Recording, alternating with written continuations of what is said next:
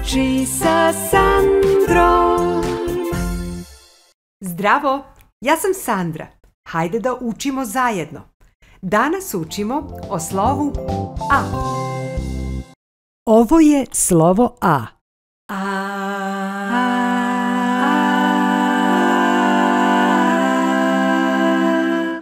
A kao avion. A, avion. A, auto. A, ananas. Ovo je A, ovo je A. Nek se zna, ovo je A, ovo je A. Da. A je prvo slovo azbuke. Kada izgovaramo glas A, onda otvorimo usta kao kad nam doktor pregleda grlo. Opustimo jezik i kažemo A. Ovo je A, ovo je A.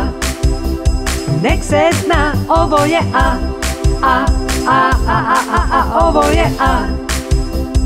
Da. Ovo je štampano veliko slovo A. Ovako izgleda štampano malo slovo A. Ovo je pisano veliko slovo A. A ovako izgleda pisano malo slovo A. Ovo je A, ovo je A. Nek se zna, ovo je A, ovo je A. Da.